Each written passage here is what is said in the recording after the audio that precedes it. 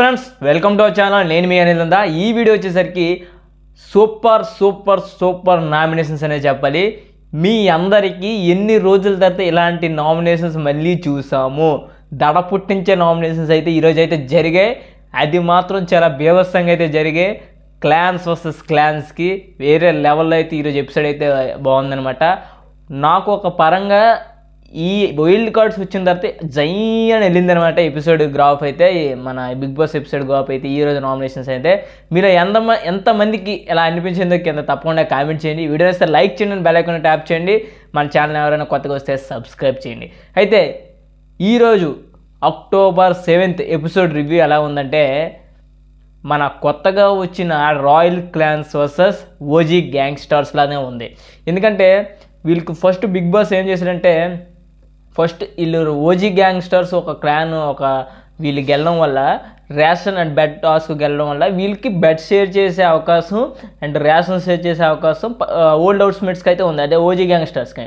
So ఆ రకంగా ఏం చేశారంటే, వీళ్ళు బెడ్ షేర్ చేసుకున్నప్పుడు అండ్ మన రేషన్ షేర్ చేసుకున్నప్పటికీ కొద్దిగా ఈక్వల్గానే షేర్ చేసుకున్నప్పటికీ కొంతమందికి అదైతే నచ్చట్లేదు.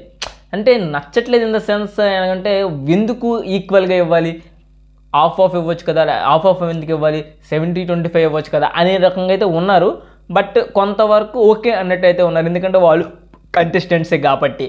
సో ఆ రకంగా అయితే కొంతమంది అయితే ఉండడం చేత కొంత రకంగా వ్యతిరేకంగా అయితే కనిపిస్తుంది ఆ వైల్డ్ కార్డ్స్ మీద జనాలకైతే. ఉంటుంది ఆబ్వియస్లీ, బట్ కనిపిస్తుంది క్లియర్గా. సో అది అయితే జరిగిందనమాట. దానివల్ల ఎస్మి అండ్ కొంతమంది అయితే మాట్లాడారు, వాళ్ళకి ఎందుకు ఫుడ్ అంత ఇవ్వాలి, వాళ్ళకి ఎందుకు బెడ్ ఇవ్వాలి, ఒక బెడ్ ఇస్తే సరిపోతుంది కదా అనేటట్టే మాట్లాడారు. అది మన కోసం తర్వాత మాట్లాడదు, ఎందుకంటే మనకి ఎపిసోడ్ మెయిన్ ఏంటంటే నామినేషన్స్ ఈరోజు గట్టిగా జరిగాయి. ఆ నామినేషన్స్ కోసం మనం పర్టికులర్గా మాట్లాడాలి. తర్వాత వీళ్ళు ఒక్కొక్కరు మింగిల్ అవ్వడానికి ట్రై చేస్తున్నారు. సో ఎంత మింగిల్ అయినప్పటికీ కొంతమంది పాత హౌస్మేట్స్ కొద్దిగా సపరేట్గా అయితేనే ఉంటున్నారు, వాళ్ళు జోన్లోనే ఉంటున్నారు. అంతగా మింగిల్ అవ్వడానికి ఇష్టపెట్టుకోవట్లేదు. ఎస్పెషల్లీ ఎస్మి అండ్ ప్రేరణ అండ్ సీత వీళ్ళు కొద్దిగా లిటిల్ బిట్గా ఉన్నారు, బట్ ఎక్కువ శాతం చూసుకున్నట్టయితే. సరే నాకైతే అలా అనిపించింది. మరి మీకేమనిపించిందో కామెంట్ చేయండి. తర్వాత అభికి మన అవినాష్కి గిన్నెల టాస్క్ అయితే ఇచ్చారు. అంటే గిన్నెలు కిచెన్ డిపార్ట్మెంట్ అయితే క్లీనింగ్ యూటెన్సిల్స్ అయితే ఇచ్చారనమాట. ఆయన ఒక్కడు చేస్తూ ఫన్ చేస్తూ ఆ ఒక రకంగా ఎన్నో రోజులు కిచెన్లో క్లీన్ చేసినప్పుడు ఒక్కసారి కూడా కనిపించలేదు అంత ఎపిసోడ్లో. అలాంటిది ఈరోజు ఫస్ట్ టైం విత్ సాంగ్తో కూడా చూపించారనమాట. చాలా ఎంటర్టైన్మెంట్కి మారు పేరు అన్నట్టు అయితే ఉంటుంది. రీలోడ్ ఈవెంట్ జరిగిందనమాట. సో వీళ్ళు కూడా చాలా పెర్ఫార్మెన్స్ అందరూ ఎంటర్టైన్మెంట్ అవ్వడం వల్ల సో ఆ రకంగా అయితే అనిపించింది. అయితే ఇక్కడ వీళ్ళు హౌస్మేట్స్ అందరూ ఒకటైతే డిసైడ్ అవుతున్నారు. ఏంటి డిసైడ్ అవుతున్నారంటే, మనీ టాప్ 5లో ఉండే వ్యక్తిలా కనబడుతున్నాడు వీళ్ళందరికీ. అంటే మణికంఠ ప్రొజెక్షన్ అలా ఉంది, మణికంఠకి బయట ఆయనకు సింపతికి వేరే లెవెల్లో ఉంది. సో వీళ్ళందరికీ తెలియాలి, వీళ్ళందరికీ తెలిసినంత వరకు మనం వెయిట్ చేద్దాం అనేసి అయితే ఉన్నారు. అంటే వీళ్ళకి మణికంఠకి ప్రజెంట్ అయితే మణికంఠ బాగానే ఉన్నాడు కదా అనేసి అయితే వీళ్ళు మాట్లాడుతున్నప్పటికీ వీళ్ళకి తెలియట్లేదు కాబట్టి వీళ్ళకి బ్యాక్ స్టాబింగ్ జరిగినప్పుడు వీళ్ళకి తెలుస్తుంది అని వీళ్ళందరూ వెయిట్ చేస్తున్నారు. మరి ఏమవుతుందో ముందుగా చూడాలి. అయితే ఇవన్నీ జరిగితే మన గంగవ్వ అయితే మణికంఠకి ఏరా పోరగా ఎప్పుడు ఏడుస్తూ ఉంటావు, పిల్ల కావాలంటావు, అంటే పిల్ల కావాలంటే పో అంటే పైసలు కావాలంటే రేపు నామినేట్ చేయనా నీకు అన్నట్టయితే ఇది సిల్లీ కాంజర్వేషన్ ఏదైతే గంగవ్వ కూడా కవర్ అయింది అనమాట. సో ఆ రకంగా అయితే బాగుంది ఎపిసోడ్, నీట్గా ఉందన్నమాట. కొద్దిగా క్లియర్గా ఎక్కువ మంది జనాలతో మార్నింగ్ డ్యాన్స్ అయితే వేరే లెవెల్ అయితే నచ్చింది. ఇన్ని రోజుల్లో ఒక్కసారైనా వేసారనైనా నిజంగా గ్రేట్ అనిపించింది డ్యాన్స్. టేస్టీ తేజ వచ్చేసరికి ఇంకొస్త ఎంటర్టైన్మెంట్ అయితే వేరే లెవెల్ అయితే నాకైతే అనిపిస్తుంది అనమాట. సో ఆ రకంగా అయితే జరిగింది. ఇక్కడ నామినేషన్స్ వచ్చేసరికి బిగ్ బాస్ ఏం చేశారంటే నామినేషన్ బోర్డ్స్ అయితే ఇచ్చారు. అయితే పూర్తిగా కొత్తగా వీళ్ళు నిన్నే వచ్చారు కాబట్టి రేపు వీళ్ళు నామినేషన్స్ చేయడానికి అర్హత ఉంది, కానీ వీళ్ళని నామినేట్ చేయడానికి అయితే అర్హత లేదు. సో కొత్త హౌస్మేట్స్ అందరూ పాత హౌస్మేట్స్ని నామినేట్ చేయడానికి ఇద్దరిని నామినేట్ చేసే అవకాశం అయితే బిగ్ బాస్ ఇచ్చారనమాట. సో ఫస్ట్ నామినేట్ చేసిన వ్యక్తి హరితేజ సింపుల్లీ యస్మిన్ అయితే నామినేట్ చేసింది. యస్మిన్ ఎందుకురా నామినేట్ చేసింది అంటే, యస్మి నువ్వు రివెంజ్ నామినేషన్ని ఒక రకంగా నువ్వు బయటికి ఆ ప్రొజెక్ట్ చేసేసావు. నువ్వు ప్రతిసారి ప్రతి వీక్ ఒకరిని హోల్డ్ చేసుకుంటూ మిగిలిన ఈజీగా మణికంఠకి వేసుకుంటున్నావు. ఏదో ఒక టార్గెట్ బేసిస్గా మణికంఠలో ఏదో ఒక మూలను తప్పు వెతుక్కొని అయితే నువ్వు వేస్తున్నావు. అదైతే ఎవరికి నచ్చట్లేదు, అది అసలుకి రైట్ కాదనేసి నా ఉద్దేశం. అలాంటి రివెంజ్ నామినేషన్ వేసుకోవచ్చు, బట్ అది సింపతి వేలో వెళ్తుంది. బట్ మణికంఠ నువ్వు చాలా రకంగా నువ్వు ఇచ్చేసుకోవట్లేదు అనేసి అయితే చెప్పింది అనమాట. అయితే రివెంజ్ నామినేషన్ వల్ల నీకే లాస్ అవుతుంది అది కూడా చెప్పింది అనమాట.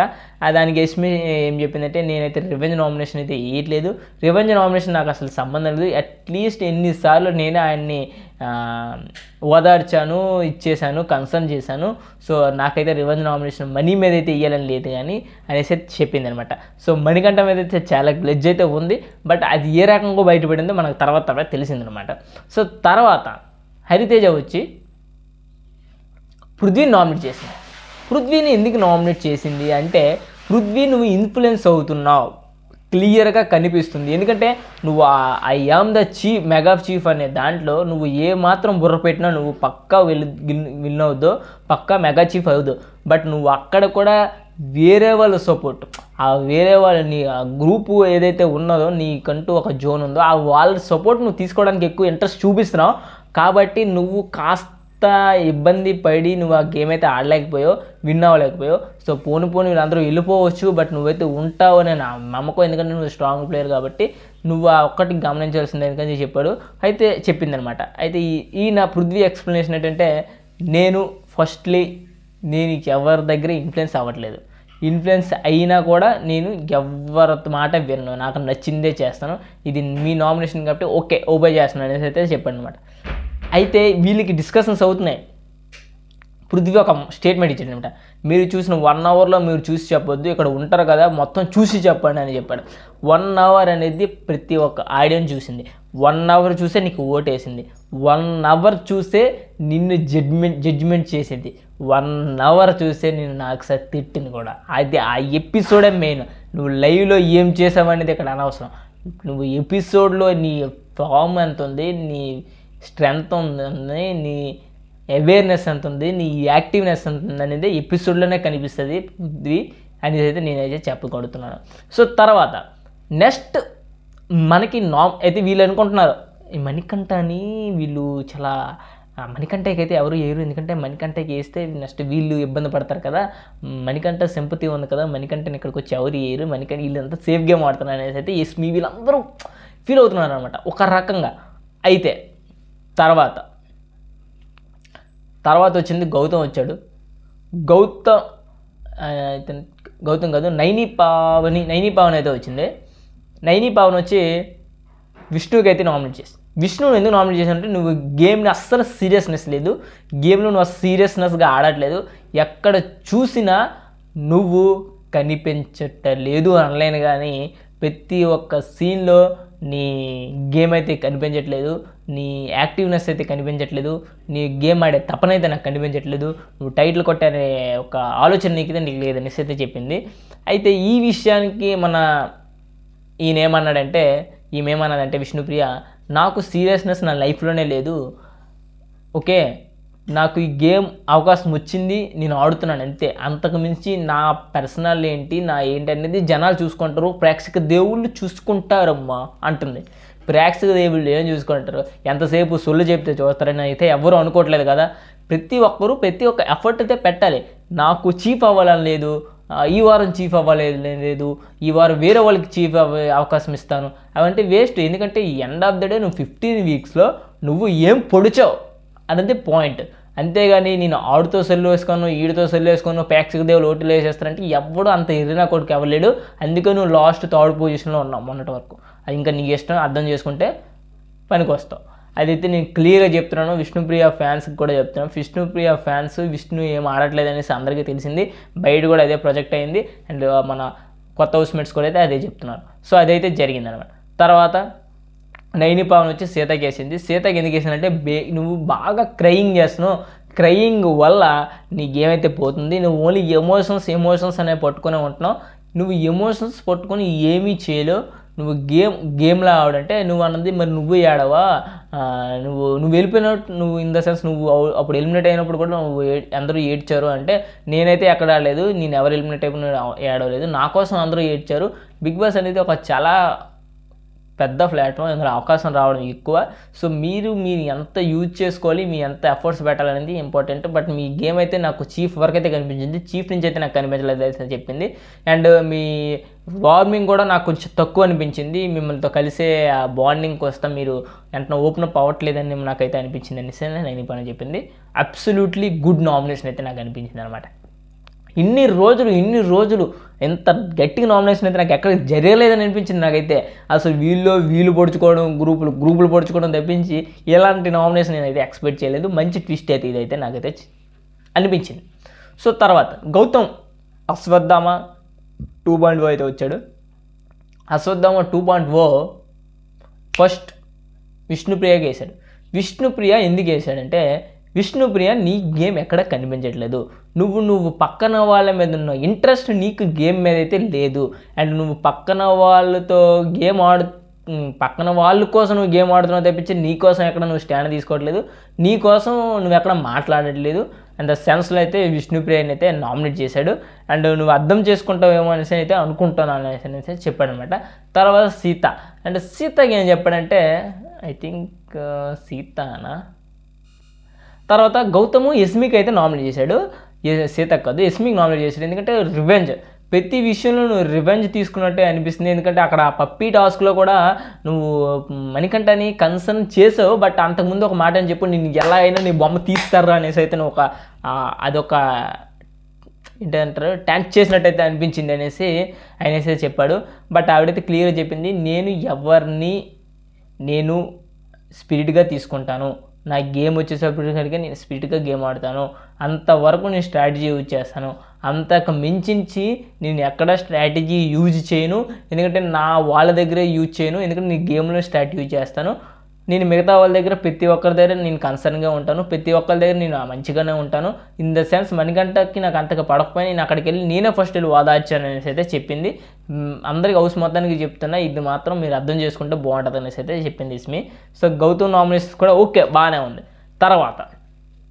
తర్వాత వచ్చిన నామినేషన్ హైలైట్ అది తర్వాత వచ్చింది కాదు, తర్వాత మెహబూబ్ వేసాడు అనమాట నామినేషను.